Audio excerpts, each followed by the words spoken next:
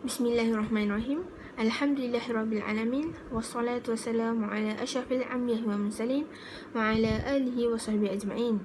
Yang dimuliakan Ustaz Nasrul Azim, iaitu pensyarah saya dalam subjek ini, iaitu subjek dakwah pengucapan awam, dan yang dikasihi rakan-rakan sekalian. Nama diberi Nur Ilah Maisarah binti Muhammad Sanafi. Nombor matriks D183107661. Dan saya daripada kos Diploma Kaunseling Islami SEM 5. Okay, saya akan menceritakan atau berdakwah kisah buta di dunia, celik di akhirat. Okay, saya nak ceritakan kisah buta di dunia, celik di akhirat ni sebab apa? Sebab jarang sekali kita dengar kisah ni. Tapi kisah ni sangat mendalam untuk kita apabila kita tahu kisah ni yang berkait rupanya dengan apa yang kita pelajari. Okay, si buta ni ialah sahabat di sisi Rasulullah SAW yang bernama Abdullah bin Ummi Maktum, yang dilahirkan sebagai seorang yang buta. Sahabat ini dilahirkan sebagai buta dan beliau memeluk Islam pada awal kenabian di Mekah. Dan beliau ni juga seorang Quraisy yang sentiasa mengikut rombongan Mus'ab bin Umair yang berhijrah ke Madinah untuk menjadi pendakwah Islam yang menyampaikan kitab suci Al-Quran. Sejak beliau memeluk Islam, beliau sangat cinta ataupun beliau sangat gemar mendengar ilmu yang disampaikan. Ada sahaja je peluang, beliau pasti akan merebut peluang untuk mendengar kalamullah yang disebut oleh Rasulullah SAW. Suatu hari di Mekah, Nabi SAW bertemu dengan pembesar-pembesar Quraisy di Mekah. Baginda berusaha untuk menyampaikan dakwah kepada pembesar ni untuk menerima Islam, kerana Islamnya seseorang pembesar yang berkedudukan tinggi seperti pembesar di Quraisy ni akan menjadi sangat penting untuk kelangsungan dakwah masa itu. Tiba-tiba datanglah Abdullah bin Ummi Maktum ni kepada Rasulullah untuk meminta dibacakan ayat-ayat Al-Quran. Beliau berkata, "Ya Rasulullah, ajarkan aku apa yang Allah ajarkan pada kamu." Kerana buta, Abdullah tu tidak tahu di hadapan Nabi itu terdapat ramai VIP yang perlu dilayan baginda. Abdullah ni mengulang permintaannya beberapa kali dan membuatkan Nabi Muhammad SAW berasa tidak selesa dan berasa agak rimas. Baginda juga menghiraukan permintaan Abdullah tadi sehingga menarik muka dan berpaling begitu saja dan menghiraukan apa yang dikatakan oleh Abdullah bin Ummi Maktum tadi. Sejak berlakunya peristiwa itu, tak kalinya turunlah firman Allah Subhanahu wa Ta'ala, iaitu, "Dia, Muhammad, bermuka masam dan berpaling kerana seorang buta datang kepadanya. Tahukah kamu, barangkali ia ingin membersihkan dirinya daripada dosa, atau dia ingin mendapatkan pengajaran, lalu pengajaran itu memberi manfaat kepadanya." Ada kala orang yang merasa dirinya serba cukup, itu yang kamu layani, padahal tidak ada celaan atasmu kalau mereka yang tidak membersihkan diri untuk beriman.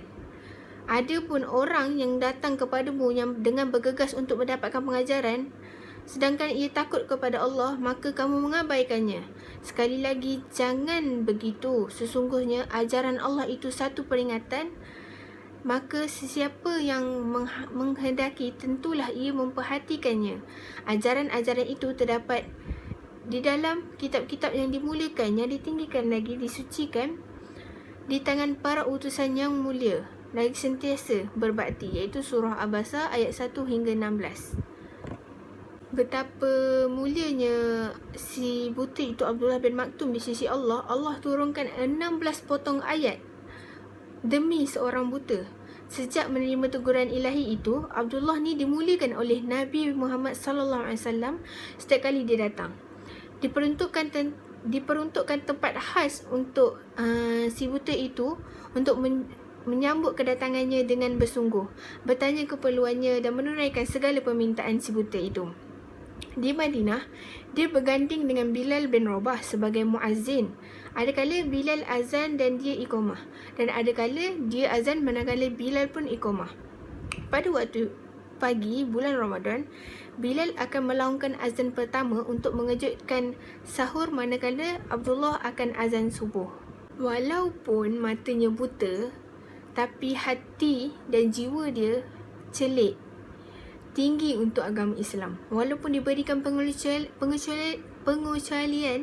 daripada menyertai peperangan, beliau tidak mahu duduk sahaja sedangkan orang lain keluar untuk berjihad. Beliau meminta daripada Rasulullah untuk turut sama ke medan perang dengan berkata, "Letakkan aku di tengah-tengah antara dua pasukan Islam dan musuh.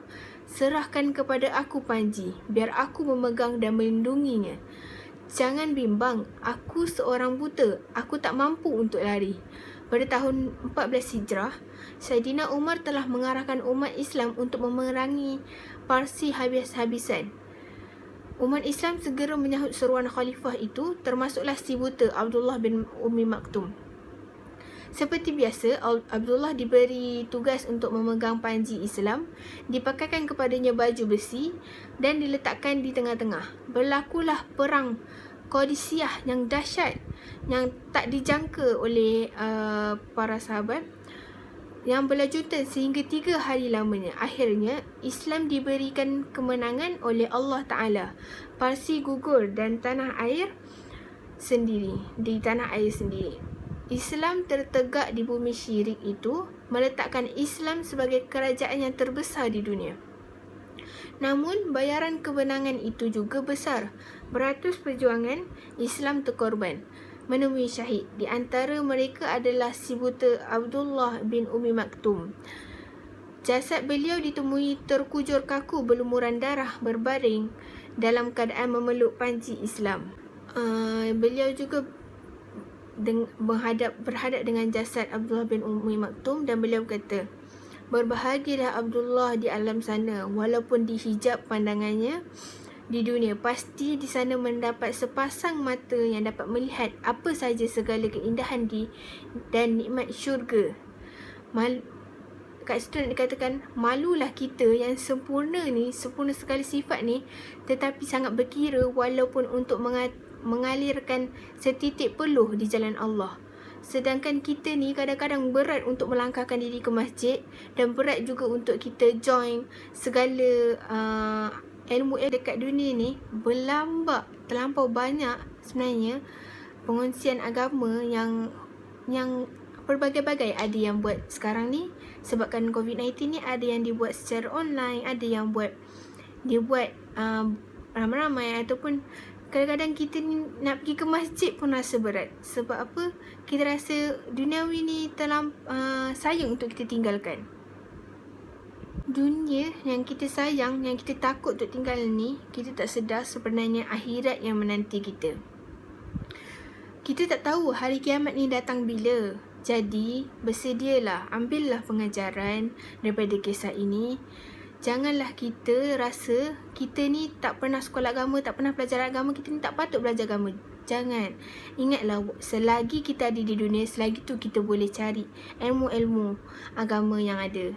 Banyak kita boleh pergi tengok, ataupun kita tak percaya daripada laman web, kita boleh tanya dengan ustaz ataupun rakan-rakan yang kita rasa kita percaya, ataupun kita boleh sama-sama berkongsi ilmu, menceritakan. Kalau kita ada join ataupun kita ada pergi ke mana-mana majlis pun, ajaklah kawan-kawan supaya kita dapat kongsikan pahala bersama. Semoga kita pun seperti sahabat di sisi Rasulullah ni, yang walaupun buta di dunia tapi celik di akhirat, akan mendapat nikmat yang tak tahu kita terungkap mananya keindahan syurga itu. Itu sahaja daripada saya. Sekian, terima kasih. Semoga bermanfaat.